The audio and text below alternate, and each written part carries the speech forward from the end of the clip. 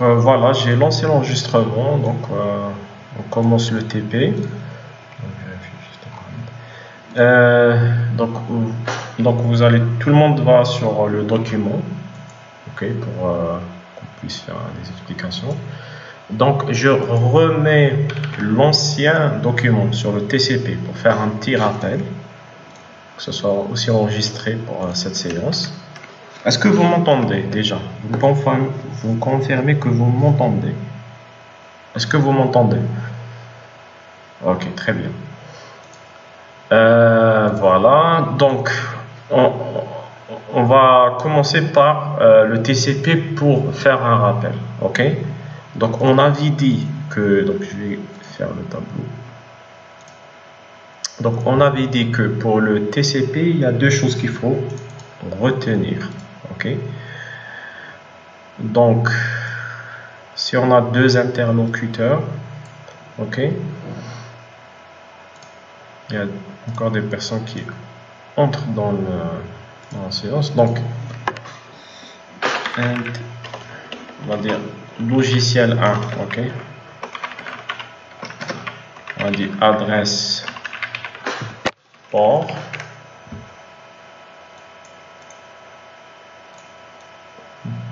Donc, chaque logiciel, il sera attribué à une adresse et un port, une adresse IP associée au dispositif réseau, et le logiciel 2 aussi, c'est la même chose hein, pour le TCP, pour le UDP, ok. Ce qui va changer pour je vais éteindre les micros. Voilà. Donc ce qui va changer par rapport au, donc pour le TCP, donc ça c'est le logiciel 2 ici, adresse 2 port 2, okay. Donc la différence, donc tout est initialisé par une requête de connexion dans le cas du TCP, ok. On va écrire avec le texte connexion. Donc avant qu'il y ait un échange de données, il faut qu'il y ait une connexion prioritaire. Attends, je vais supprimer ça. Donc il faut que le logiciel 1 qui est derrière un dispositif réseau se connecte au logiciel 2 avec une adresse et un port. On avait dit que chaque dispositif réseau il est identifié par une adresse IP, et à l'intérieur de ce dispositif réseau, il peut y avoir plusieurs logiciels qui interagissent avec d'autres logiciels dans le réseau, et ils sont identifiés par des ports. Okay. Donc, au début, il faut qu'il y ait une requête, ça c'est pour le TCP, une requête de connexion qui est approuvée, et après, on va échanger des données. Ça, c'est la data. Ok. Ça, c'est la première chose. Il faut qu'il y ait une connexion a priori avant d'échanger des données. Ça, c'est le TCP. Ok. Deuxième chose pour le TCP, c'est que s'il y a une erreur de transmission, il y a un renvoi. Donc, si à chaque donnée que vous envoyez, il faut qu'il y ait une reconnaissance de réception. Donc, si on suppose que le logiciel 1 a envoyé des données, il faut que le logiciel 2, okay, il approuve. Il dit voilà, je reconnais la réception. On ne va pas rentrer dans ces détails-là, comment ça fonctionne au plus bas niveau. Reconnaissance de réception, on va dire. Okay. Quels sont le montant de données, c'est-à-dire la taille des données qui ont été déjà reçues, et donc on peut savoir s'il reste des choses s'il y a eu des données qui ont été perdues ou non. Okay. Donc le TCP permet, il faut qu'il y ait une connexion a priori et qu'il y ait une reconnaissance de réception de données, c'est-à-dire s'il y a une erreur de réception, il faut qu'il y ait un renvoi des données. Okay. Donc, s'il y a une erreur de transmission dans le réseau, il y a toujours un renvoi. Okay? Donc, il n'y a aucune perte de données quand on parle de TCP. À l'inverse le EDP, il n'y a pas ni reconnaissance de réception. C'est-à-dire, si on envoie une donnée, on ne s'intéresse pas si la donnée a été reçue ou non. Donc, on envoie des données sans a priori avoir une connexion et sans savoir si la donnée a été reçue. Généralement, donc on va changer ça. Généralement, EDP, on l'applique généralement dans des domaines qui sont tolérants aux pertes de données. Généralement, et vous pouvez le voir, c'est quand on EDP, pas ECP. EDP, généralement, c'est la voix et la vidéo. Si vous observez une communication audio-vidéo, vous observez que parfois il y a des pertes de données. Okay? Ces pertes de données, ils sont négligeables parce qu'on est dans un flux continu de vidéo et d'audio. Si je perds une donnée vidéo-audio d'il y a une seconde, je ne m'intéresse pas à renvoyer cette donnée parce que c'est bon, le temps est passé. Okay? Et en plus, ça donne, c'est-à-dire les performances les performances d'envoi et de réception, ils sont plus importantes par rapport au TCP. Voilà. Donc, si on revient au document, donc je le remets dans le chat.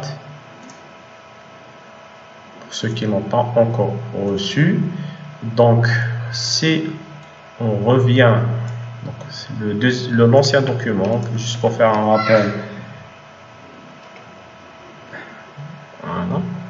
Ça, c'est... Vous m'entendez? Je pense qu'il y a une coupure. Donc, c'est... Je pense que je me suis mis...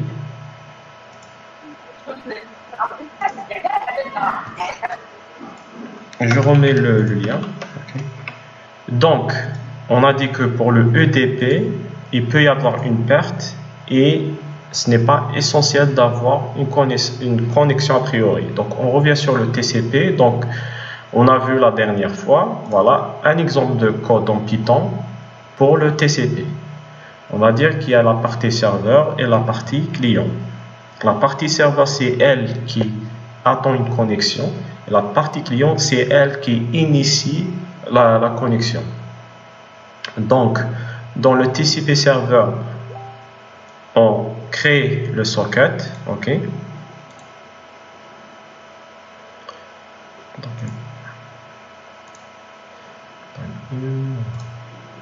Je suis pas coupé. Vous m'entendez?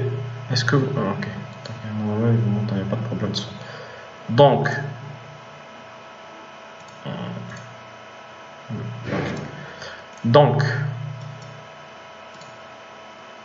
on crée notre socket. On avait dit que on le crée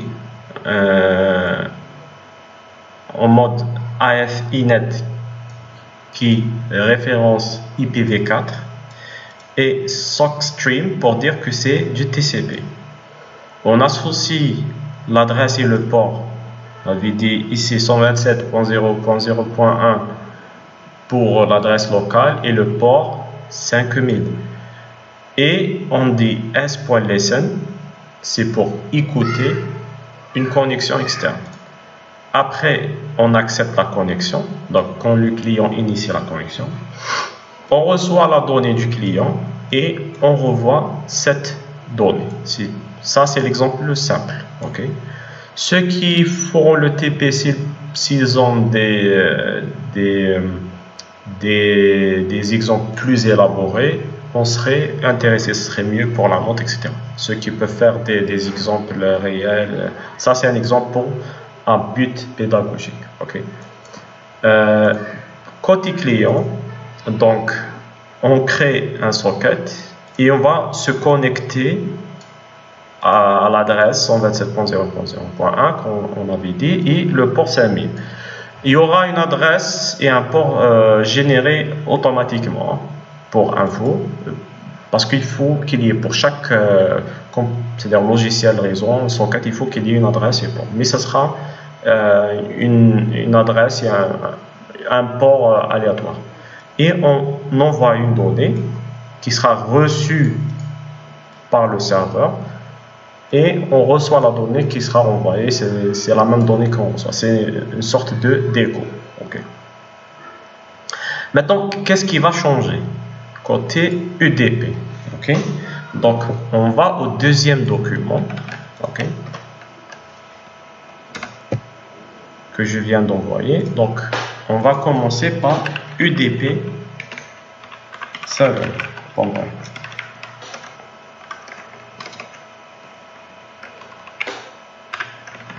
Est-ce que... Ok, tout le monde est sur le document.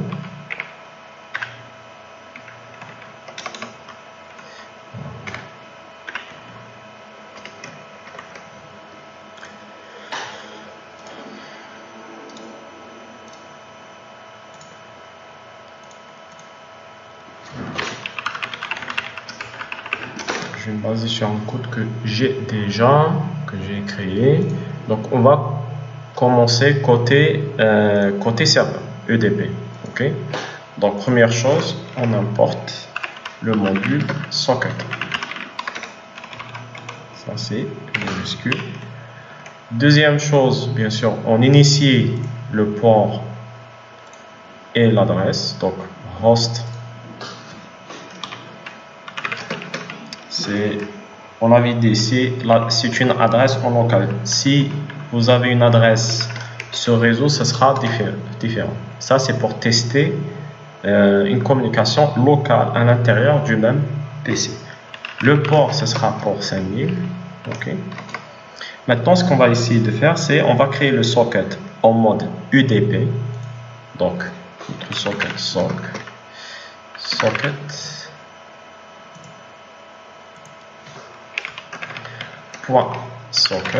Donc, on est toujours en mode IPv4 et socket soc des gammes.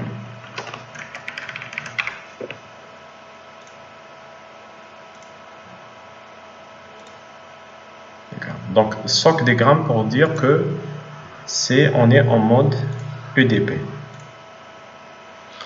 Maintenant, on réserve host et le port. Okay, on réserve cette adresse-là. Maintenant, on n'attend pas une connexion, mais on attend des données envoyées directement. Il n'y a pas une étape de connexion. Donc, ce qu'on va recevoir, on va recevoir des données et aussi qu'il les a envoyées. Ok, donc ce sera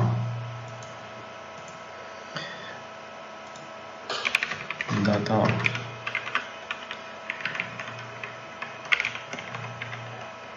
client. On spécifie combien de données on veut recevoir. Donc avec v, on va dire maximum on va recevoir 100 octets. Donc on va afficher, donc si on est sur Python 3, on va afficher les données reçues. Donc ici par exemple use data, et on va essayer de renvoyer de la même manière que pour le TCP. Donc send,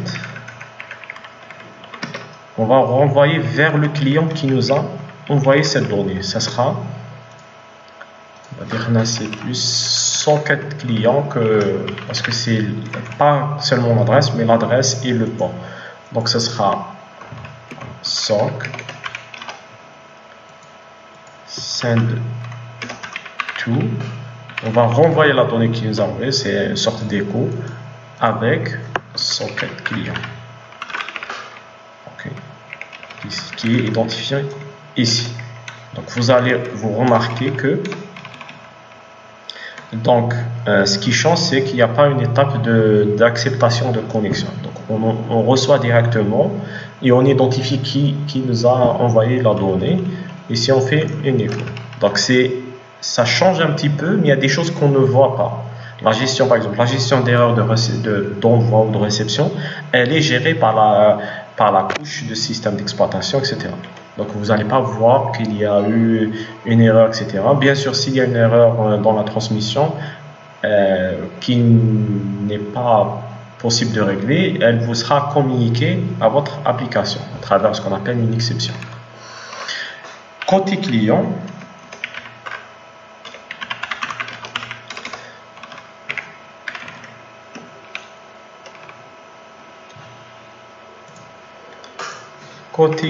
donc on va importer ici, on va pas faire le bind, donc tout ça c'est la même chose. Donc ce qui va changer, c'est que on va envoyer directement le texte. Donc on va essayer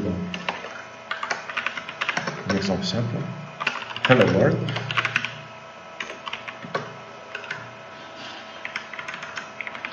Ça c'est le client, il va envoyer. Donc de la même manière, voilà.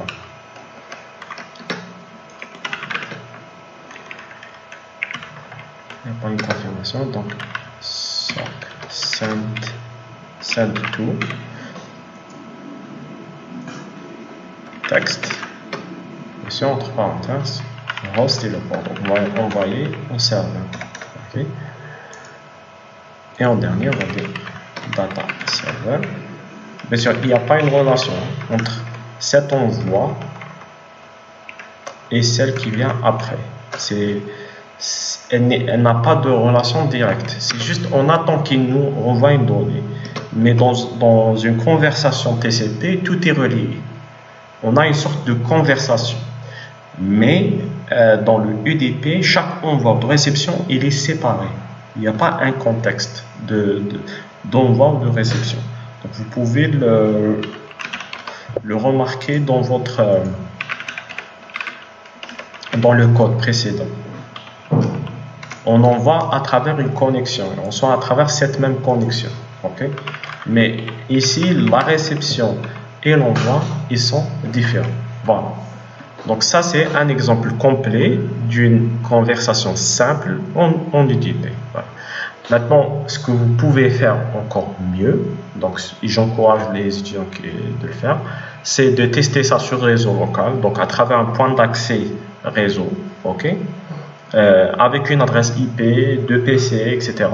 Et vous pouvez faire des exemples plus évolués. Okay. Il y a des gens qui m'ont envoyé des exemples, même si c'est simple, ça donne, c'est plus élaboré. Ça, c'est juste une structure simple d'envoi et de réception par UDP.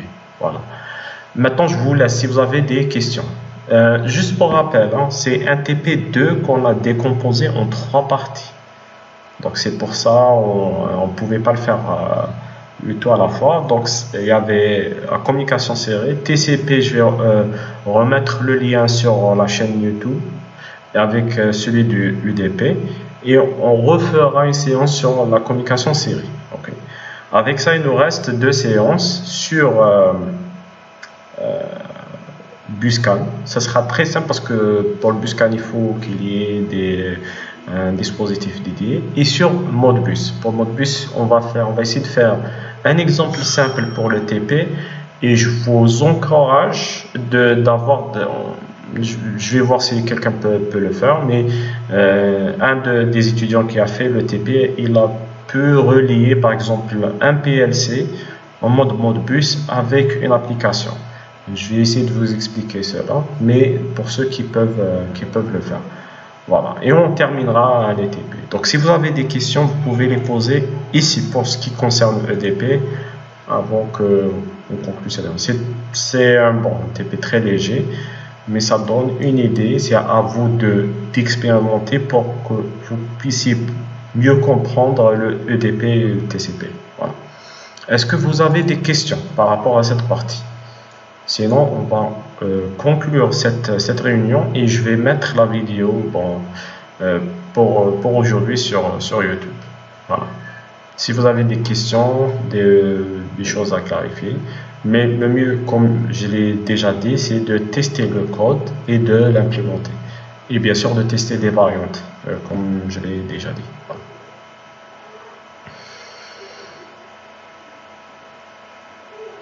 Oui, PyModBus est là différents modes. Il y a le mode RTE, communication série. Vous pouvez faire des tests avec Arduino, mode série, mode bus, etc. Et vous pouvez faire, donc il y a des exemples. Donc pour le PLC, en fait, ça m'a donné une idée parce que il y a un mode dans le mode logiciel PLC, c'est OpenPLC. Vous pouvez l'implémenter. Donc moi, ce que j'ai fait, bon, l'étudiant qui m'a envoyé, il a forcément testé sur des dispositifs réels, ok? Maintenant, ce que j'ai pu tester de mon côté, c'est simuler les dispositifs. Donc, il y a le PLC qu'on peut communiquer avec pour avoir en mode bus les différentes données des variables, mais il faut avoir un programme là-dedans. J'expliquerai plus tard. Et les slave devices aussi, ils sont en mode bus. Vous pouvez simuler à travers un simulateur de... On refait cela. C'est le premier TP. Non, pour Arduino, j'ai juste exigé pour la communication série. Je sais pas, Snapset je ne l'ai pas utilisé. Donc moi j'ai testé sur OpenPLC. Bon, je reviens sur la question Sarah et je reviens pour la question Snapset. Donc pour Arduino, j'ai juste parlé pour la communication série. Pour le TCP et UDP, je pense qu'il faut avoir un shield spécial. Si vous l'avez, vous pouvez faire un test, ce sera bien, ce sera le mieux, ça vous permettra d'expérimenter cela. Si vous avez un Raspberry avec du Wi-Fi, etc., vous pouvez faire des tests avec, ça sera aussi bien. Donc pour Snapset, je vous ai dit au début de l'année, je suis un informaticien de formation, donc je me suis adapté, je sais comment on peut faire des communications, etc., sur Python, etc. Moi j'ai testé avec un étudiant de PFE sur OpenPLC. Donc si vous pouvez le faire sur Snapset, ça sera bien. Et aussi, j'aimerais que si vous faites un TP, que vous me communiquiez la démonstration, que je puisse les voir, c'est tout. Mais bon, ça sera bénéfique pour vous, hein, ça vous permettra d'apprendre plus de choses. Et bien sûr, je compterai cela, ceux qui font un effort pour expérimenter, pour dépasser les limites du TP, pas seulement répliquer le même code que j'ai fait, ce ne sera pas comme ceux qui ont fait sur Arduino, ceux qui ont appliqué sur des dispositifs, ont fait des tests, ça vous aidera plus tard. Voilà. Donc si vous n'avez pas d'autres questions, je vais mettre fin à cette réunion et on se verra sur le groupe Facebook. Voilà. De rien. Bon courage pour tout le monde. Voilà. Donc je vais essayer de mettre le maximum sur YouTube, etc. pour que tout le monde puisse au moins faire le minimum pour le TP tout seul. Voilà, j'ai rien d'autre à vous communiquer, donc je mets fin à cette réunion. Je vais essayer aussi, j'ai eu quelques communications avec des gens qui ont du mal par email. Je vais essayer de répondre aussi. J'ai fait des réponses, mais apparemment simple. Il y a des gens qui se bloquent aussi, donc on va essayer de débloquer tout le monde pour qu'on puisse. Pour ceux qui n'ont pas fait le début des TP, comment on fait? Donc dans ce TP là, j'ai fait un rappel sur TCP. Au moins, ce que vous pouvez faire maintenant, c'est refaire le TCP et le UDP. Il reste la partie série. On la met de côté pour l'instant. On va continuer sur CAN bus et Modbus. On va essayer de le terminer et on reprend le premier bloc. Parce que c'est juste un TP qu'on a. Donc le TCP et UDP sont très proches. Donc je communiquerai le document que j'ai fait, le chat, mais qu'est-ce qu'on doit faire SVP? Est-ce que vous avez, je vous ai communiqué le code du UDP. Vous avez fait le TCP ou pas encore? Si vous n'avez pas fait le TCP, vous le faites. Vous communiquez et vous l'envoyez. Ce que je vous ai communiqué dans le document, je pense que j'ai envoyé à tout le monde. On a fait des exemples du EDP. pas besoin de Linux. C'est juste le premier TP qu'on a besoin de Linux. Pour les autres, on n'a pas besoin de Linux. Je le répète, on n'a pas besoin de Linux. Donc je vais recommuniquer dans la vidéo YouTube le lien vers le code TCP et le code UDP. Ok. La partie, le premier TP communication serrée, on le refera. Ok. Et on fera un rappel sur même si le premier TP on a besoin de Linux. Voilà. C'est bon. Est-ce que vous avez d'autres questions?